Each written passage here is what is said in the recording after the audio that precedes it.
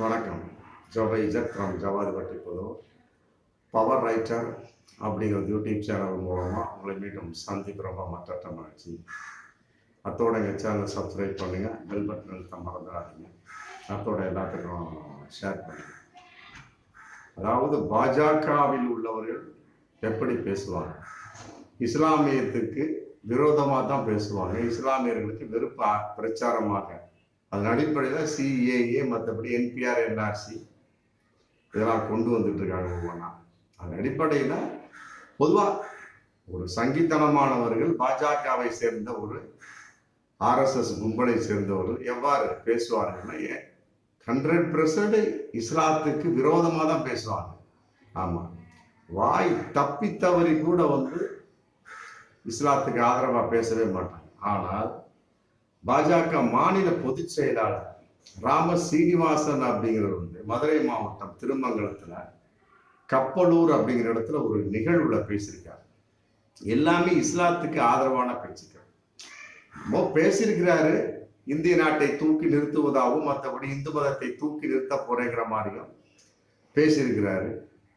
ஆனா அவருடைய பேச்சு நியாயமான பேச்சு.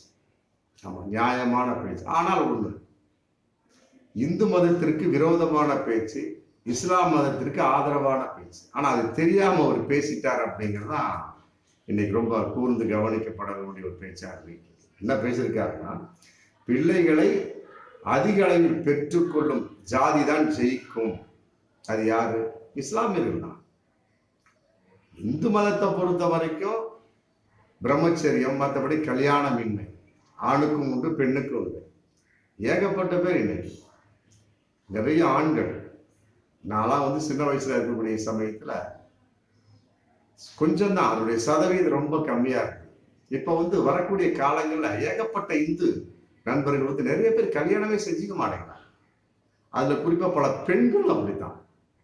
அது இன்னொரு கொடுமை என்னன்னா, பல பெண்களை பொறுத்த வரைக்கும் விவாகரத்து பண்ணிட்டாங்க வைங்களேன், உடனே அடுத்து கல்யாணம் அவங்களுக்கு நடக்கிறது ரொம்ப ரேர் தான். சில சாதி பிரிவுகள் இருக்கு, சொல்லக்கூடாது. அந்த சாதி பிரிவுகள் நான் கண்கூடாவே நான் பார்த்துருக்கேன். ஆமா, என்னம்மா உனக்கு வயசு 18 வயசு, என்ன ஆச்சுமா இந்த மாதிரி நடந்துச்சேன்? இல்லைங்க, எங்க ஜாதியில மீண்டும் கல்யாணம் பண்ண மாட்டாங்க. ஆமா, அப்புறம் எப்படி உன்னுடைய வாழ்க்கை? அவ்வளவுதான், முடிஞ்சு போச்சு. அந்த மாதிரிலாம் பல சாதி பிரிவுகள் இன்னைக்கு இருக்கு இந்து மதத்துல. அப்படி இருக்கக்கூடிய சமயத்துல பிள்ளைகளை எப்படி பெற்றுக்கொள்ள முடியும்? நான் கேட்கக்கூடிய கேள்விதான். ராமசீலன் அருமையா பேசியிருக்கார். இந்து மதத்திற்கு ஆதரவாக பேசியதாக நினைச்சு பேசியிருக்கார். ஆமா, இந்த கருத்து அனைத்துமே இஸ்லாத்துக்கு வரத்துக்கு பொருந்தும். பிள்ளைகளை அதிக அளவில் பெற்றுக்கொள்ளும் ஜாதி தான் ஜெயிக்கும். ஆமா, அந்த ஜாதிங்கிற இடத்த மதம் போட்டுருங்க. இஸ்லாம் மதம் தான் ஜெயிக்கும். ஏன்னா அதுல ஆல்ரெடி கம்ப்ளீட் கல்யாணம் செய்யாதவன் என்னை சார்ந்தவன் அல்ல அப்படின்னு நபிகள் நாயகம் சொல்லிட்டாங்க. அதனால எல்லாருமே ஆணாக இருக்கட்டும் பெண்ணாக இருக்கட்டும் கல்யாணம் செஞ்சுதான் ஆகணும். இன்னும் சொல்லப்போனா இந்தியாவிலேயே கரெக்டா அந்த டயத்துக்கு பெண்ணுக்கு 18 வயசு 19 வயசு, ஆணுக்கு 21 வயசு 22 வயசுல டக்குன்னு கல்யாணம் பண்ணக்கூடிய ஒரே மதம் ஒரே மார்க்கம் இந்தியாவிலேயே அல்ல, உலகத்துல இஸ்லாமிய மார்க்கம் தான். ஆமா, அதுல எந்த ஒரு வேற்று கருத்துமே இல்லை. அப்படிங்கிறப்ப கட்டாயமா அந்த நேரத்தை கரெக்டா கல்யாணம் பண்ணிடுறாங்க. ஒரு பழமொழியே நம்ம சித்தரை சொல்லி வச்சிருக்காங்க. அதாவது அதிகாலையில் துயில் எழுந்தவனும், ஆமா, இளமையிலேயே திருமணம் செய்து கொண்டவன் எதற்காகவும் வருந்தியதில்லை. அற்புதமான ஒரு சித்தர் சொன்ன அற்புதமான ஒரு கருத்து. ஆமா, இதன் அடிப்படையில இஸ்லாம் இருக்கு. அதிகாலையில் துயில் எழுந்தவன் கரெக்டா 5 மணிக்கெல்லாம் வாங்க அப்படிங்கிற பேர்ல தட்டி விட்டுருவாங்க. போய் இஸ்லாம் நபி இது இறைவனை தொழுங்க அப்படின்ட்டுருவாங்க. ஆமா, காலையிலே நேரத்திலே உலகத்திலே அந்த ஒரு மார்க்கம் தான் காலையில எந்திரிச்ச உடனே மனுஷனை தட்டி விட்டு முதல்ல இறைவனை தொழுதுட்டு பாரு. அது என்ன, சூரிய உதயத்துக்கு முன்னாலே தொழுதவன். அது அதிகாலையில் துயில் எழுந்தவனும் இளமையிலேயே திருமணம் செய்து கொண்டவன். அந்த 18 19 வயசு பாருங்க. வேறு பல பெண்கள் எடுத்துக்கிட்டீங்கன்னா இஸ்லாமிய பெண்கள் பாருங்க, பிபிஏ எம்பிஏ எம்சிஏ என்னமோ படிப்பாங்க. என்னம்மா படிச்சுட்டு இருந்தாங்க, டக்குன்னு பாப்பா அற்புதமான ஒரு பையன் வந்துருச்சுமா, அதனால என் பொண்ணுக்கு கல்யாணம் முடிச்சுட்டேன். இல்லைங்க, 19 20 வயசு தான் எனக்கு ஆகுதுங்களா? இல்லைம்மா, போதும்மா, படித்த படிப்பு போதும், அருமையான இடம், இந்த மாப்பிள்ளை விட்டு கொடுக்க முடியாது. அப்புறம் வேலைக்கெல்லாம் போகிறது அதெல்லாம் ஒன்றும் இல்லைம்மா, எங்கள் மதத்தில் நான் போக மாட்டேம்மா. சில பேர் போவாங்க, மற்றபடி எங்களுக்கு விருப்பம் இல்லை. அருமையான பொண்ணு, 19 வயசு ஆகி போச்சுல, இவர் 2 குழந்தை பிறகு, அப்புறம் 21,000 22,000, அப்புறம் இன்னொரு குழந்தை பக்கம் 23 24,000 முடிஞ்சு போச்சு. இஸ்லாம் மதத்துல பாருங்க எப்படி 4-5 குழந்தை இருக்கு கட்டாயம் எல்லாத்துக்குமே. அந்த அளவுக்கு ரொம்ப விருத்தியா இருக்கக்கூடிய ஒரு மார்க்கம் மதம். ஆமா, சீனிவாசன் சொல்வதை போல இஸ்லாமிய மார்க்கம் தான். பேசியிருக்கிற ஒரு இந்து நண்பராக இருக்கலாம், ஆனா அவர் இஸ்லாத்துக்கு ஆதரவாக பேசியிருக்காருன்னா ரொம்ப கூர்ந்து கவனிக்கப்பட வேண்டிய ஒரு சொல்ல. உண்மையை வாழ்த்துக்கள். அதே இன்னொரு சொல்லியிருக்கிறார், எந்த மதம் எந்த ஜாதி பிள்ளை பெறுவதை சந்தோஷமாக ஏற்றுக்கொள்கிறதோ அந்த மதம் சாதிதான் ஜெயிக்கும். நல்லா புரிஞ்சுக்க. 2வது பாயிண்ட் சொல்லியிருக்காரு. அதாவது கப்பலோ திருமங்கலத்து பக்கத்துல பேசியிருக்காரு யாரு? பாஜக மாநில பொதுச் செயலாளர் ராமசீலன். ஆமா, பேசுறது வந்து இந்து நண்பர் அவர், பாஜகவை சேர்ந்தவர், இஸ்லாத்துக்கு எதிராக பேசுவார். ஆனா இஸ்லாத்துக்கு ஆதரவாகவே பேசியிருக்கிறார். அது அவருக்கு தெரியாமல் பேசிவிட்டார் என்பதில்ல, உண்மையை பேசி அந்த நண்பர் வந்து உண்மையை பேசியிருக்கார், பாராட்டலாம்.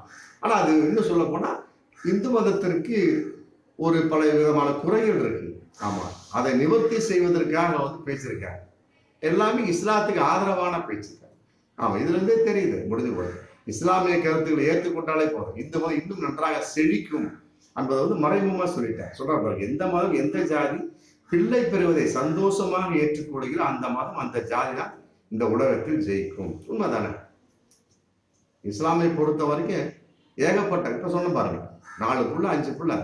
இன்னும் தமிழ்நாட்டை பொறுத்த வரைக்கும் அந்த குடும்ப நலத்திட்டம்ங்கிற கான்செப்ட்ல நம்ம 20 அம்ச திட்டம், இந்திராவின் சட்டம், அந்த கான்செப்ட்ல வந்து சில பேர் வந்து குடும்ப கட்டுப்பாடு ஏற்றுக்கிட்டாங்க, இஸ்லாமிய குடும்பம். இன்னைக்கு வட இந்தியாவில் அப்படிலாம் கிடையவே கிடையாது. ஆமா, பயங்கரமா இருக்கும். ஒரு வீட்டுக்கு போன 8 குழந்தை 9 குழந்தை இருந்துட்டு இருக்கும். அந்த அடிப்படையெல்லாம் வந்து வட இந்தியாவில் பாஜக வந்து அந்த தொகுதி வாரியா பிரிக்கக்கூடிய சமயத்துல சட்டமன்றத்தை கட்டி விட்டுருக்காங்க பாருங்க, 888 பேர் உட்கார அளவுக்கு. காரணம் என்ன? எம்பி தொகுதி இங்க குறைஞ்சிரும், அங்க எம்பி தொகுதி அதிகமாயிரும்.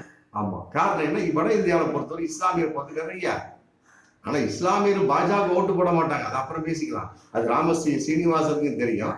இருந்தாலுமே கூட அவருடைய கருத்துக்கள் வந்து இஸ்லாத்துக்கு ஆதரவான கருத்துக்கள் அப்படிங்கிறது பகிரங்கமான உண்மை.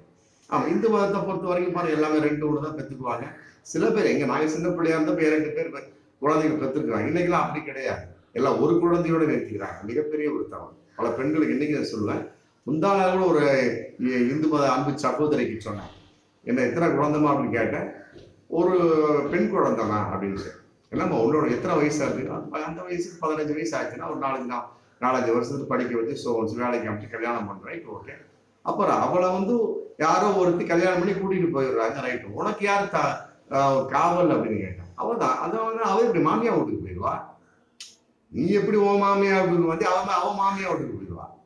ஒருத்தன் வருவான், அழகாருங்க தாலி கட்டி கூட்டிகிட்டே போயிடுவான். அப்ப நீ என்ன, உனக்கு என்ன வாரிசு? அது என்ன உன்னோட நிறுத்திக்கிட்ட தவறாச்சு அப்படின்னு யோசிக்க ஆரம்பிச்சாங்க நம்ம அந்த சகோதரி. ஆமா, ஒன்று பெற்றால் அனாதை. இது நம்ம ஒரு சித்த எழுதி வச்சுட்டு போனதான்.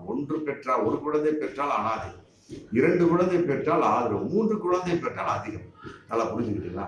இதை பல வீடியோ கூட சொல்லியிருப்போம். அதனால வந்து இதன் அடிப்படையில் பார்க்கின்ற பொழுது எந்த மதம் எந்த ஜாதி பிள்ளை பெறுவதை சந்தோஷமாக ஏற்றுக்கொள்கிறார், அது இஸ்லாம் மார்க்கம் மட்டும்தான் உலகத்துல. ஆமா, இந்து மதத்துல ஏகப்பட்ட கட்டிங் நிறைய பேர் சென்சார் பண்ணிட்டு இருக்காங்க. உங்களை போன்ற சீனிவாசன் மற்றபடி இருக்கக்கூடியவங்க அறிவுரை சொல்லுங்க, நிறைய குழந்தைகளை பெற்றுக்க நம்முடைய அன்பு சகோதரிகளுக்கு தூண்டுதல் கொடுங்க, நல்ல விஷயம் தான். ஆனா ஒண்ணு, இப்போதைக்கு இந்த பிரசன்ஸ்ல வந்து இஸ்லாம் மார்க்கம் தான், அது எந்த ஒரு மாற்றம் கிடையாது. நிறைய குழந்தைகளை ஏற்றுக்கொள்ளக்கூடிய ஒரே மதம் சாதி மதம் என்ன உலகத்தில் இஸ்லாம் மார்க்கம் தான். ரொம்ப நல்ல கருத்தை சொல்லியிருக்கிறார். அதே மாதிரி மணப்பெண்ணை தேர்வு செய்யும் போது நகையோ பணமோ எதிர்பார்க்க கூடாது கற்று சொல்றார் சீனிவாசன், தமிழக பாஜக மாநிலத்தாளர். அது உண்மைதான். மணப்பெண்ணை தேர்வு செய்யும் போது நகையோ பணமோ எதிர்பார்க்க கூடியது இஸ்லாமிய கருத்து தான். இஸ்லாத்துல வரதட்சணை வாங்கக்கூடாது, மகர் தொகை அப்படின்னு கொடுத்துட்டு தான் வந்து ஒரு பெண்ணையே வந்து ஆண் தொடரும். ஆமா, அது வந்து அந்த பெண்ணுக்கு மட்டுமே உரிய ஒரு அமௌண்ட். மகர்னா அது ஒரு அமௌண்ட், 1 லட்சம் 2 லட்சம் 3 லட்சம் இல்ல நகையா கூட போட்டு விட்டுருவாங்க. அது தாலியின் அடிப்படையா, நம்முடைய தமிழ் பண்பாட்டின் அடிப்படை தாலியின் அடிப்படையா கருகுமணி மாதிரி தொங்கும். அது அந்த பெண்ணுக்கு மட்டுமே உரித்தான ஒரு சொத்து. அதை போட்டுட்டு தான் ஒரு பெண்ணையே வந்து ஒரு இஸ்லாமியான் தொடரும், ஒரு இஸ்லாமிய பெண்ணை ஒரு இஸ்லாமியன் தொடரும். இதுவும் வந்து இஸ்லாமிய கருத்து தான். ஆமா, அவர் வந்து இந்து மத கருத்து மாதிரி மற்றபடி தன்னுடைய கருத்து சொல்லியிருக்கிறாரு. ஆனா அவர் சொன்னது அனைத்துமே இந்து மதத்துக்கு சாராத ஒரு கருத்துக்கள், மற்றபடி இஸ்லாத்துக்கு ஆதரவான ஒரு கருத்துக்கள். மணப்பெண்ணை தேர்வு செய்யும்போது நகையோ பணமோ எதிர்பார்க்க கூடாது. அது இஸ்லாத்துல இன்னைக்கும் உண்டு, அதுல மாற்று கருத்தை. அத்தனை அடுத்து வந்து எத்தனை குழந்தை பெற்று கொள்கிறாய், பெற்று தருவாய் என கேட்டு அதிகப்படியான குழந்தைகளை பெற்றுக் கொடுக்கும் மணப்பெண்ணை தேர்வு செய்து மனம் செய்து கொள்ளுங்க. பாருங்க எவ்வளவு அற்புதமா பேசிக்கிறார் ராம சீனிவாசன். எத்தனை குழந்தை பெற்றுக்குவார், எத்தனை குழந்தை எனக்கு பெற்றுக் கொடுப்பார் அப்படின்னு ஒரு ஆளை கேட்க சொல்றாரு. கேட்டுட்டு எனக்கு நிறைய குழந்தை வேணுமா? ஆமா, 3 4 5 நிறைய குழந்தை வேணும். ஆமா, புரியுதா? இந்த இதுல எஜமான் படத்துல சொல்லுவாங்க, 7 8 கேட்டாலும் பெற்றுக் கொடுப்பேன் நானே அப்படின்னு ஒரு பாடல் வரி வரும். அது மாதிரி வந்து எத்தனை குழந்தை நீ பெற்றுக் கொடுப்ப அப்படின்னு ஒரு ஆளை கேட்க சொல்றாரு. கேட்டுட்டு எனக்கு நிறைய குழந்தை வேணும், 5 6 குழந்தை வேணும், பெற்று தெரியா அப்படின்னு சொல்லிட்டு அப்படிப்பட்ட மன பெண்ணையா பார்த்து மனம் செய்யுங்க. நல்ல விஷயம் தான். அது அடிப்படையில் பார்க்கின்ற பொழுது மதம் வளரும். ஒரு இந்து மதம் வளர்றதுக்காக சொல்றாரு. ஆனா வந்து இது இஸ்லாமிய கருத்து. இஸ்லாத்தை சொல்ல வேண்டிய அவசியமே இல்லை. ஏன்னு கேட்ட இஸ்லாத்துல வந்து குடும்ப கட்டுப்பாடே கிடையாது. அது ஒரு விஷயம். பல பேருக்கு, பல இந்து நண்பர்களுக்கு தெரியாது. குடும்ப கட்டுப்பாடு செய்ய மாட்டாங்க. பெரும்பாலும் 90% இஸ்லாமிய பெண்கள் குடும்ப கட்டுப்பாடு செய்ய மாட்டாங்க. ஒரு 3 4 குழந்தை பெற்றதுக்கு பின்னால வேண்டுமென்றால் அது இது ஃபேமிலி பிளான், குடும்ப கட்டுப்பாடு செய்ய வாய்ப்பு இருக்கு. சில வட இந்தியாலாம் போனீங்கன்னா குடும்ப கட்டுப்பாடு இஸ்லாத்தில் தடை செய்யப்பட்டது அப்படிங்கிற கருத்து இன்னைக்கு இருக்கு. வேணா போய் கேட்டுப்பாரு. அந்த மாதிரி இவர் சொன்ன ராம சீனிவாசன் அற்புதமான ஒரு கருத்து, இஸ்லாத்துக்கு உகந்த கருத்து. ஆமா, இதோ இஸ்லாம் நம்முடைய இந்து மத நண்பர்கிட்ட சொல்லி, இந்து மத பெண்கிட்ட சொல்லி செயல்படுத்தி பாருங்க. நல்ல விஷயம் தானே. அடுத்து, இந்தியா ஜனநாயக நாடு. இங்கு தலையை எண்ணுவதுதான் ஜனநாயகத்தின் நாடு. இந்தியா ஜனநாயக நாடு. இங்கு தலையை எண்ணுவதுதான் ஜனநாயகத்தின் நாடு. ரொம்ப அற்புதமான ஒரு கருத்து. இது வந்து இஸ்லாமிய ஒரு கருத்து, மற்றபடி பொதுவான ஒரு கருத்து. நல்ல ஒரு அற்புதமான ஒரு சார்பு இல்லாமல் நல்ல ஒரு அரசியல் சார்ந்த, அரசியல் சாஸ்திரம் சம்பந்தப்பட்ட ஒரு விஷயம். ஆமா, இது வந்து அமித்ஷாவுக்கும் தெரியல, மோடிக்கும் தெரியல. ஆமா, இன்னைக்கு வந்து பாஜக மாநில பொதுச் ராம சீனிவாசன் சொல்றாரு. ஆனா அந்த கட்சியில் இருக்கக்கூடிய மோடிக்கும் அமித்ஷா தெரியல. அதனாலதான் வந்து அவங்க என்ன பண்றாங்க, அரசியல் சட்டத்தை மாற்ற துடிக்கிறாங்க. எப்படியாவது இந்த இந்தியாவை வந்து இந்து நாடாக அறிவித்து விட வேண்டும் அப்படின்னு பார்த்துட்டு இருக்காங்க. வாரணாசி எப்படா மாத்தலாம், இந்தியாவோட தலைநகர் அப்படின்னு பார்த்துட்டு இருக்காங்க. மற்றபடி வந்து இஸ்லாமிய எவ்வாறு ஒடுக்குவது அப்படின்னு பார்த்துட்டு இருக்காங்க. மற்றபடி வந்து எப்படியெல்லாம் வந்து இந்து மத கருத்துக்களை உள்ளே திணிக்கலாம் அப்படின்னு பார்த்துட்டு இருக்காங்க. அப்படிங்கிறப்ப இந்தியா வந்து இந்து மத நாடா மாறிடும். அதனால இப்ப சொல்லி இந்திய ஜனநாயக நாடு சொல்லியிருக்காரு. உண்மையிலே இது சீனிவாசனுடைய கருத்தை வந்து ஏற்றுக்கொள்ளலாம். இங்கு தலையை என்பது ஜனநாயகத்தின் கட்டாயம். அதனால வந்து நிறைய பெற்றுக்குங்க. ஆமா, அப்படின்னு இந்து மத பெண்களை பார்த்து, இந்து மத நண்பர்களை பார்த்து அவர் சொல்றாரு. ஆமா, உண்மையிலே வந்து இன்னைக்கு வந்து பெண்கள் வந்து குழந்தை பெற்றுக்கொள்ளக்கூடிய ஒரு எண்ணிக்கையின் வெளிப்பாடு இந்து மதத்தை ரொம்ப குறைச்சிட்டு வருது. ஆமா, இஸ்லாத்திலேயும் சொல்ல வேண்டிய அவசியமே கிடையாது. பல வீடியோக்கள் நான் சொல்லி பண்ணாங்க. அதாவது உலகத்திலேயே அழிக்க முடியாத ஒரே மதம் இஸ்லாமிய மதம் தான். அது மாற்று கருத்தே கிடையாது. ஏன்னா அங்கதான் முதல்ல சொன்ன மாதிரி பிரம்மச்சரியம் கிடையாது. ஒரு ஆணுக்கு 4 மனைவிகள் கட்டி கொள்ளலாம், வைத்துக் கொள்ளலாம். மனைவி வச்சு, அதாவது 4 பெண்களை வைத்துக் கொள்ளலாம் என்பது வரை 4 பெண்களை கட்டி கொள்ளலாம் என்பது. வைத்துக் கொள்வது வப்பாட்டி, சின்ன வீடு. அதுல இஸ்லாத்துல சட்டம் கிடையாது. 4 மனைவி பெண்களை மனைவியாக ஏற்றுக்கொள்ளுங்க. அப்ப சொத்துல பங்கு வந்துடும். அப்ப ஆண் யோசிக்க ஆரம்பிப்பான். இப்போ உன்னோட போது நிறுத்திக்குவான். முடிஞ்சா 2, முடிஞ்சா 3, முடிஞ்சா 4, அவ்வளவுதான். அதுக்கு மேல கூடாது. இஸ்லாம் தடை செய்யப்பட்டது. அதனால வந்து இந்த அடிப்படையில பார்க்கின்ற பொழுது இங்கு தலையை எண்ணுவது ஜனநாயகத்தின் வேலை.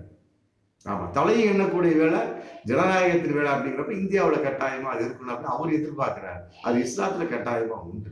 அதுல மாற்று கருத்தை. அதே நேரத்தில் இன்னும் சொல்ல போறேன், கிராமத்தில் அரசியலில் நாடாளுமன்றத்தில் எண்ணிக்கையை வைத்துத்தான் மரியாதை.